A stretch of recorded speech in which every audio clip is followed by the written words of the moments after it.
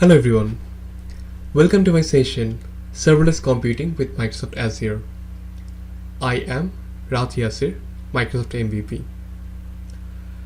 Today we will talk about serverless architecture, difference between traditional and serverless architecture, application designing, what are the benefits of serverless architecture, and what are the options that we have that Azure is offering to design serverless architecture-based applications. If we look at the evolution of platforms, then we can see that the evolution of platforms started from on-premises architecture and went through infrastructure as a service, platform as a service, and then the latest one is serverless. Infrastructure as a service or PaaS, platform as a service, and serverless are cloud-based. So what is on-premises? On-premises is the traditional application designing architecture where we used to have our server or data center on our garage, and at the same time we used to host our application by ourselves, and we used to manage the whole infrastructure by us, like by the development team. Later we moved to infrastructure as a service, which is cloud-based. So it is a cloud infrastructure service, which is known as infrastructure as a service, are self-service models for accessing, monitoring, and managing remote data center infrastructures, such as compute, storage, networking, and network services like firewalls. Instead of having to purchase hardware outright, users can purchase as based on consumption, similar to electricity or other utility billing. And if you look at PaaS, platform as a service, then we can see that it is a cloud platform service or platform as a service, and it is used for applications and other development while providing cloud components to software. What developers gain with PaaS is a framework they can build upon to develop or customize applications. PaaS makes the development, testing, and deployment of applications quick, simple, and cost-effective. With this technology, enterprise operations or a third-party provider can manage operating systems, virtualization, servers, storage, networking, and the PaaS software itself. Developers, however, manage the application. And the most updated one, the latest evolution of platform is serverless. So in case of serverless computing, it is a cloud-based platform, but we don't need to think about the infrastructure. We don't need to think about anything else. If we want to scale it, we don't need to think about the hardware or anything else. The third-party solution provider will take care of all the other components, and developers or solution providers will only think about the code, the application, and the business need. Traditional apps are designed and built on the infrastructure they run on, but serverless apps are introducing app-first model by extracting away the infrastructure and leave the developer from operational complexity of running applications. Infrastructures only fires up when it needs to. It's serverless because you will no longer have to think about the infrastructure, server, caching, virtual machine, and scaling. Traditionally, you will have to manage and take your time from development to work on the infrastructure. With serverless, you will have to write your code with proper steps that need to happen and publish it into Azure. Then the rest is managed by the serverless computing solution provider. It means you can build and deploy cloud scale applications in fraction of time. PaaS is also providing us the platform as a service, but with PaaS, you need to select your OS, virtual machine size, scale your system over time, and pay for the capacity even if you are not using it. But Azure Serverless Computing is different. where you are just focusing on your application and rest is handled by Azure. So if we look at the architecture, the definition of serverless architecture, then we can see the definition of Mike Roberts, where he has said that serverless architectures are internet-based systems where the application development does not use the usual server process like AS, PaaS, or on-premise based development. Instead, they rely solely on a combination of third-party services, client-side logic, and service-hosted remote procedure calls. By using third-party services and sticking them together, we don't need to care anymore on which server the code is running on.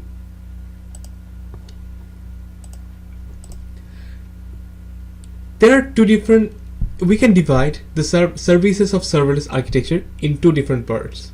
One is functions as a service, and the second one is backend as a service.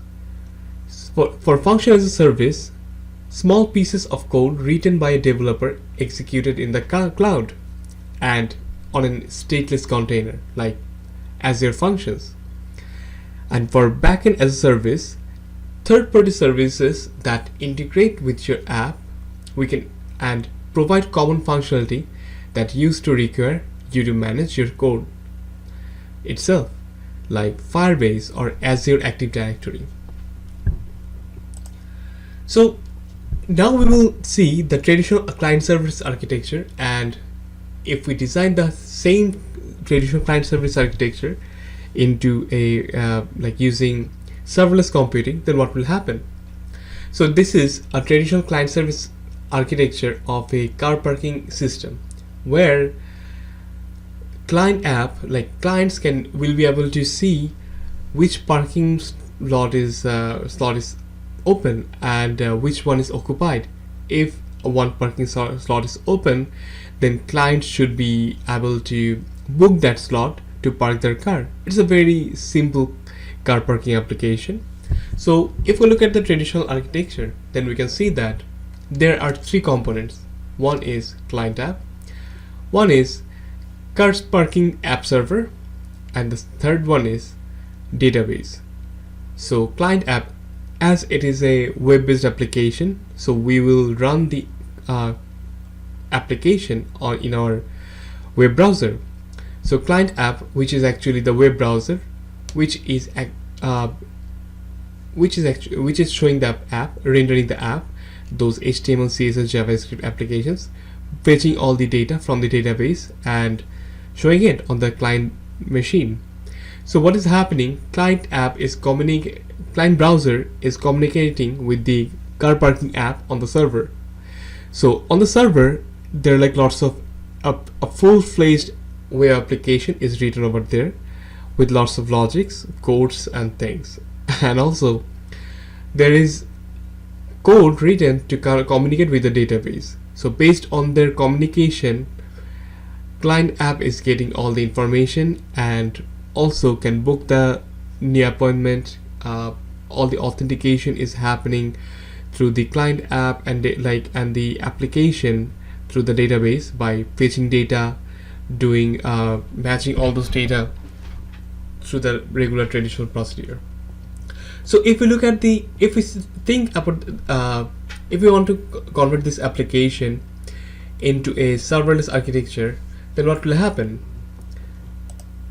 This is the diagram for serverless architecture of car parking application.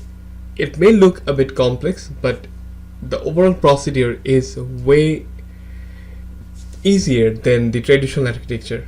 In case of traditional architecture, we need to host the application by ourselves.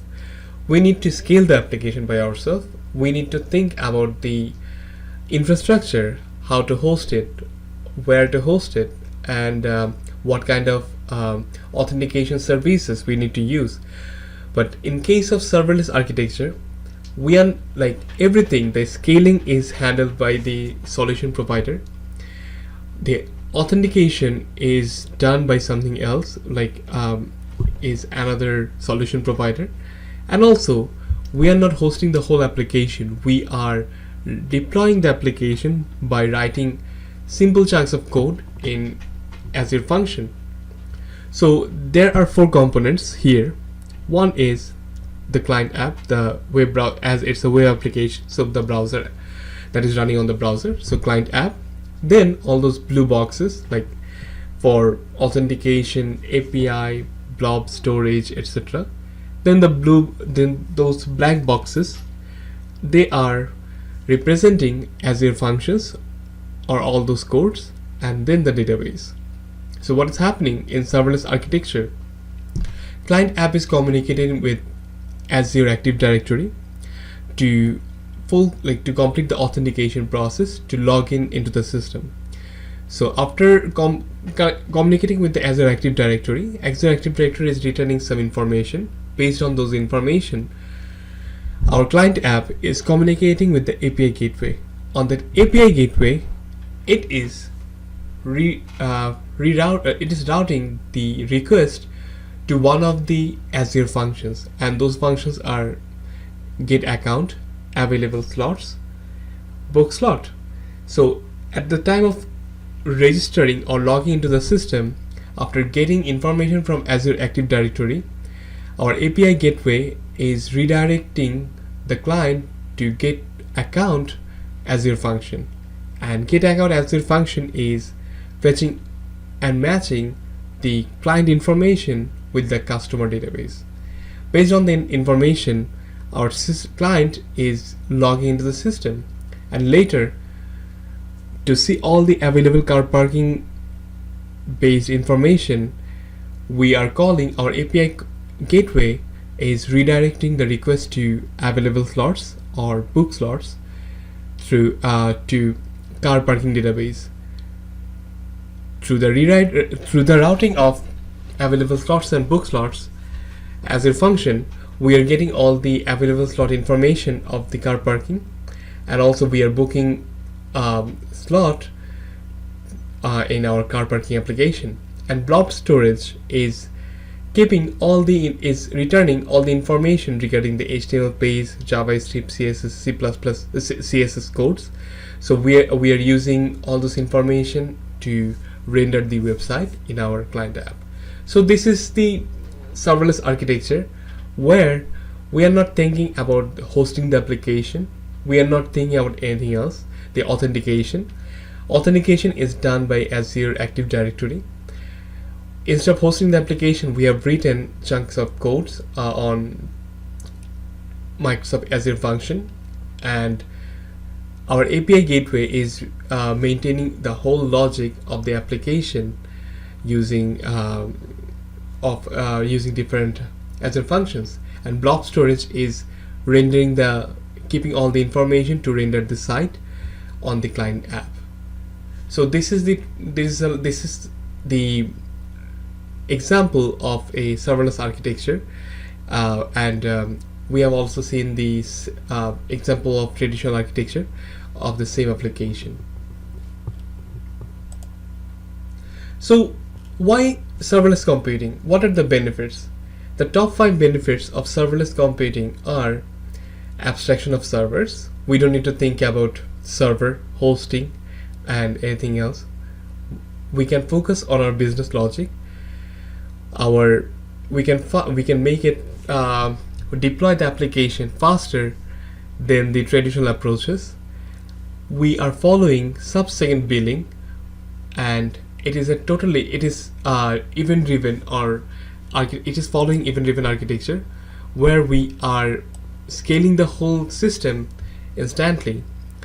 So Azure Serverless Computing is following activity based billing process. So we can what is happening? So today, suppose 1,000 users are using our application, but tomorrow for some reason, all of a sudden the users has increased, and we are having like 10,000 or 1 million users. So for traditional application development, what we supposed to do is we had to scale the product, we had to scale our infrastructure, we had to update our system to handle those pressure. But in case of Azure Function and serverless computing, all those things are handled by the third-party solution provider, like load balancing, and we are only focusing on the business logic, and we are only paying as it is following activity-based billing process. So we are only paying when we are using those infrastructure. If our system is not using the infrastructure, then we are not paying anything extra. So that's a big benefit of serverless computing and Azure function. So Azure parts for serverless architecture, what are the available options? One is Microsoft Flow, second one is Azure Logic Apps, then Azure Automation, and the last one is Azure Function. We can use Azure Logic Apps to manage all of our Azure functions and its codes. Even there is already 150 connectors or platforms are already, applications are already designed in Azure Logic App, where we can connect our code written on Azure Function to connect them with the different Azure Logic apps like Cognitive Service, Dropbox, Bing Search, Azure Machine Learning. If we host our system, if we keep our database on Azure Blob Storage and we write our code on Azure Function, then for any kind of authentication we can use Azure Active Directory. For any kind of machine learning based facilities, we can use Azure ML with Azure Logic Apps and Azure Function.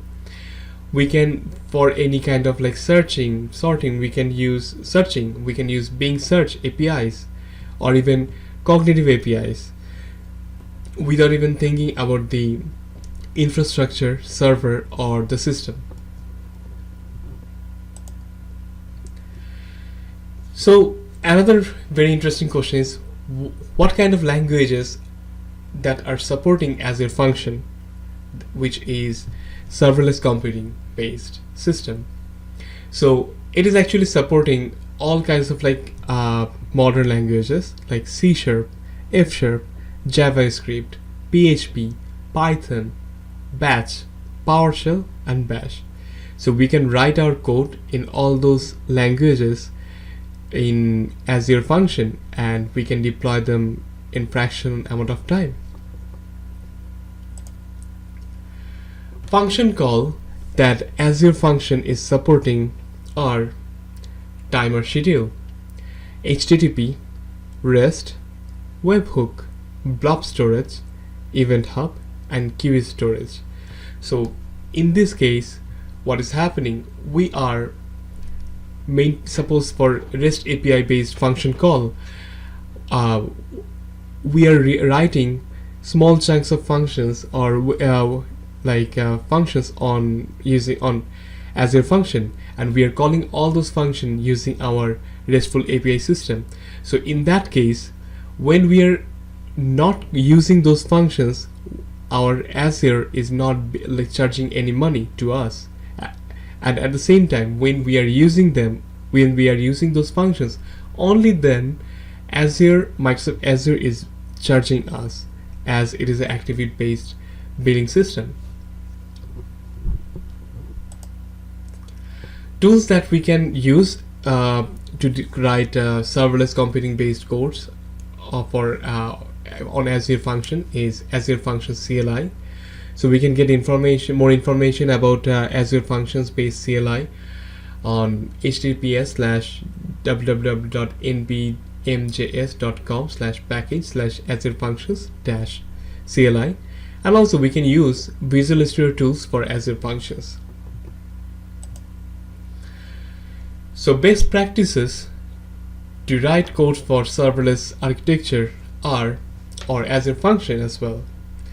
We should avoid large long running functions.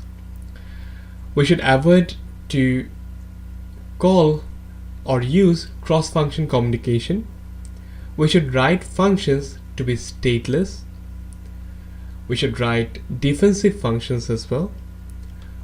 We should not mix test and production code in the same function app.